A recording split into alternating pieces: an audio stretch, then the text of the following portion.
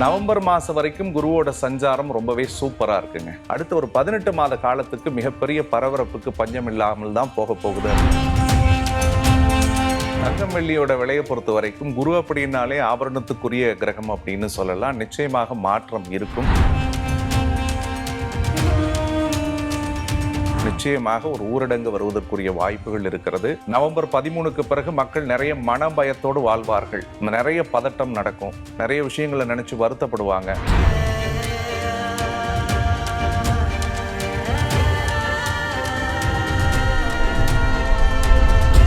குரு இந்த வருஷம் மட்டும் ரொம்ப ஸ்பெஷலாக இந்த 2026ல் 3 ராசிகளில் பயணம் பண்ணுறாரு. இந்த 3 ராசிகளில் பயணம் பண்ணுறனால ஏதாவது உலக அளவில் பாதிப்பு இருக்கா? உலக மக்களுக்கு ஏதாவது நன்மை நடக்குமா? இல்லை இந்த போர் பதற்றம் இதெல்லாம் அதிகமாகுமா? அதை பற்றி கொஞ்சம். நவம்பர் மாதம் வரைக்கும் குருவோட சஞ்சாரம் ரொம்பவே சூப்பராக இருக்குங்க. இந்த நவம்பர் மாதம் வரைக்கும் குரு பகவான் கடகராசியில் உச்சமடைந்து ஒரு மிகப்பெரிய நல்ல பலன்களை தருவதற்கு காத்திருக்கார். நவம்பருக்கு பிறகு வரக்கூடிய காலத்தில் கேதுவோடு குரு சேரக்கூடிய காலம் உருவாகிறது. கேது அப்படின்னு எடுத்துக்கிட்டோம்னாலே ஞானத்தை கொடுக்கக்கூடியவர். ஞானம் ஒருத்தவங்களுக்கு எப்போ கிடைக்கும்னா பாடத்தை கற்றுக் கொடுத்துட்டு போகும்போது தான் ஞானம் கிடைக்கும். குரு கேதுவோட சேர்க்கை எப்படி? உண்மையை சொல்லணும்னா குரு கேதுவோட சேர்க்கை சேரும் பொழுது ஆன்மீக நாட்டம் மக்களிடத்தில் அதிகமாக தோன்றும். தெய்வ நம்பிக்கையும் தெய்வ வழிபாடுகளும் தெய்வ ஈடுபாடுகளும் அதிகமாக இருக்கும்.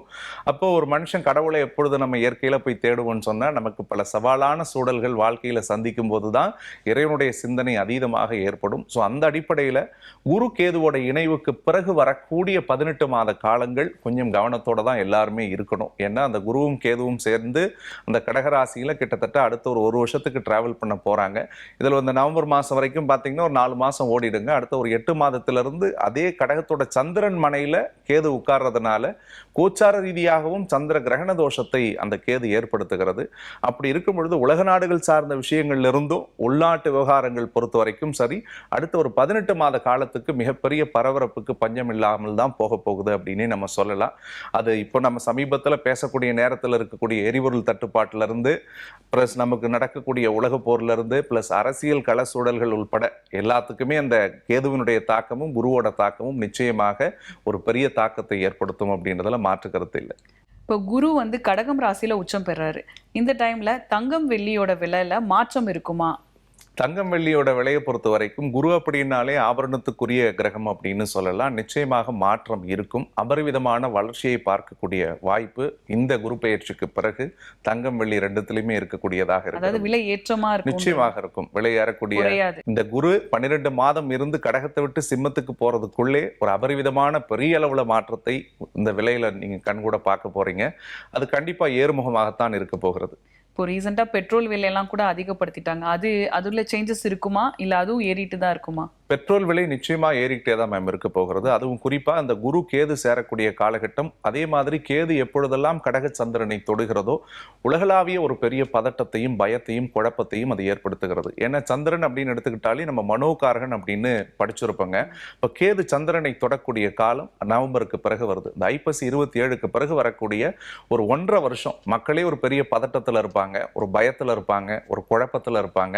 கரெக்டாக அந்த குருவும் கேதுவும் சேரக்கூடிய காலகட்டத்தில் அந்த பதட்டத்தையும் பயத்தையும் குழப்பத்தையும் தீர்க்கக்கூடியதற்காகத்தான் அவர்கள் ஆன்மீக வழிபாடு ஆன்மீக தேடலுக்குள்ள செல்வதற்கு தயாராக இருப்பார்கள் அப்படின்னு நான் நம்புறேன். அப்போ எதிர்மறையான விஷயங்கள் எது வந்தாலும் இறைவனுடைய வழிபாட்டின் அடிப்படையில் நிச்சயமா நம்மளால காப்பாற்றிக்க முடியுன்ற ஒரு பாசிட்டிவான விஷயத்தையும் நான் நம்ம நேர்களுக்கு சொல்ல கடமைப்பட்டிருக்கேன். பட் இருந்தாலும் இந்த 18 மாத காலம் என்பது கொஞ்சம் சவாலாகத்தான் இருக்கும் அப்படின்றதுல மாற்று கருத்து கிடையாது. அது நீங்க கேட்ட மாதிரி எரிபொருள் தட்டுப்பாடுல தொடங்கி அது உலகளாவிய நடக்கக்கூடிய சூழ்நிலைகளை பொறுத்த வரைக்குமே கொஞ்சம் கவனமாக தான் இருக்கணும். இப்போ நம்ம பிஎம் மோடி அவர்கள் சில விஷயங்களை அனௌன்ஸ் பண்ணியிருக்காரு. அதுவும் குறிப்பாக ஒரு 7 விதமான தடைகளை பற்றி சொல்லியிருக்காரு.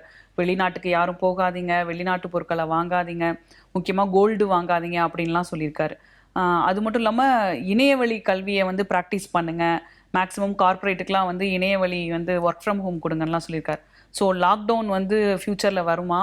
நிச்சயமா வாய்ப்பு இருக்குங்க மேம். இந்த ஒரு அடுத்த ஒரு 1.5 வருஷத்துக்குள்ள இந்த 18 மாசம் அந்த கேது குருவினுடைய சஞ்சாரம் முடியிற வரைக்குமே, கேது வந்து எப்பொழுது கடகத்தை விட்டு வெளியில போற வரைக்குமே நிச்சயமாக ஒரு ஊரடங்கு வருவதற்குரிய வாய்ப்புகள் இருக்கிறது.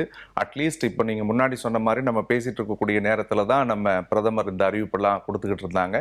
ஸோ இந்த அறிவிப்புகள் வந்திருக்கக்கூடியது கூட அவருடைய கான்வா வாகனத்தையே குறைச்சிட்டாங்க அப்படின்னு நம்ம செய்தியில 2-3 நாளா பார்த்துக்கிட்டு இருக்குங்க. அதே மாதிரி இப்போ ஒர்க் ஃப்ரம் ஹோம்ல இருந்து இந்த கோல்டு எல்லாம் நீங்க வாங்குறது கம்மி பண்ணணும்னு சொல்றது உள்பட இது பிராக்டிக்கலான விஷயத்தை பொறுத்த வரைக்கும் பார்த்தா எரிபொருள் எரிசக்தி சம்பந்தமான விஷயங்களில் ஏற்படக்கூடிய தட்டுப்பாடுனால இந்த அறிவுறுத்தல்கள் எல்லாம் சொல்றாங்க. ஸோ சிம்ம ராசியில சூரியன் தான் ஒரு மிகப்பெரிய எனர்ஜி சோர்ஸ் நம்மளே பார்த்துருப்போம். இப்போ சூரியன் வீட்டில் இப்போ கேது இருக்குங்க. அப்போ கரெக்டாக அந்த எனர்ஜி ரிலேட்டடான விஷயத்துல ஒரு பெரிய தட்டுப்பாடு, ஒரு பெரிய நெருக்கடி உலக நாடுகளே இப்போ சந்திக்கக்கூடிய விஷயங்களை நம்ம பார்த்துக்கிட்டு இருக்கோம். இப்போ பேசிட்டு இருக்கக்கூடிய நேரத்தில் கூட சிங்கப்பூர் பிரதமர் சொல்லியிருந்தாங்க, ஒரு மிகப்பெரிய எரிசக்தி தட்டுப்பாடு வர்றதுக்குரிய வாய்ப்புகள் இருக்கு, நீங்க அதுக்கேற்ற மாதிரி வாழ்வியலை கட்டமைக்கணும்னு சொல்றாங்க. ஸோ நம்ம தரிசனம் வாயிலா நம்ம நேயர்களுக்கு நான் அதுதான் சொல்றேன்.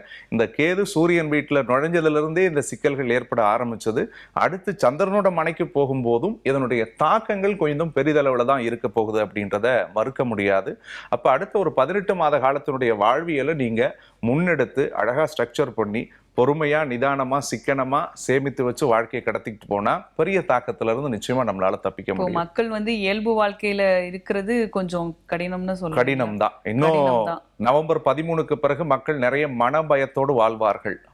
நிறைய பதட்டம் நடக்கும், நிறைய விஷயங்களை நினைச்சு வருத்தப்படுவாங்க, நிறைய விஷயங்கள் அவங்களுக்குள்ள ஆன்சைட்டி ஃபோபியாவா மாறக்கூடிய நிகழ்வுகளும் உருவாகிறது. பொது பலன்னு பார்த்தாக்க இப்போ அந்த நோய் அந்த மாதிரியான விஷயங்கள் இந்த குரு பயிற்சியில எப்படி சார் இருக்கு? ஏன்னா இப்போ அகண்டா வைரஸ்னு ஒண்ணு வந்து பயங்கரமா உலக நாடுகள்ல பரவிட்டு இருக்கு. அது எப்படி இருக்கும்? மக்களுக்கு வந்து ஹெல்த் வைஸ் எப்படி இருப்பாங்க? நவம்பருக்கு பிறகு அது இந்திய அளவில் ஒரு மிகப்பெரிய தாக்கத்தை ஏற்படுத்துவதற்கு வாய்ப்பு இருக்கிறது. அது பெரிய அளவில் இம்பாக்ட் வந்து ப்ராக்டிக்கலாக காட்டுதோ இல்லையோ சைக்கலாஜிக்கலி மக்களுக்குள்ள ஒரு பதட்டமும் பயத்தையும் நிச்சயமாக ஏற்படுத்தும். ஏன்னா முன்னாடி நம்ம டிஸ்கஸ் பண்ண மாதிரி அந்த சந்திரனோட வீட்டில் கேது எப்பொழுதெல்லாம் சேருகிறதோ சந்திர கிரகண தோஷம் உருவாச்சுன்னா ஒன்று ஒரு மனிதனுடைய உடலை ஊனப்படுத்தும், அப்படி இல்லைன்னா அவங்களுடைய மனதை ஊனப்படுத்தும்ன்றது ஜோதிடத்தினுடைய விதி. அப்போ ஸோ சைக்கலாஜிக்கலாக தேவையில்லாத ஒரு பதட்ட சூழலே மக்களுடைய நிலை திரும்புவதற்குரிய வாய்ப்புகள் இருக்கிறது. ஸோ அது பெரிய அளவில் தாக்கத்தை கொடுக்க கூடாதுன்னு சொல்லி நான் முருகனை வேண்டிக்கிறேன். பொது பலன்னு பார்த்தீங்கன்னா மாணவர்களுக்கு எப்படி இருக்கும்? அவங்க எஜுகேஷன், ஏன்னா ஆப்வியஸ்லி லாக்டவுனுக்கு வரதுக்கு வாய்ப்பு இருக்குன்னு சொல்றீங்க.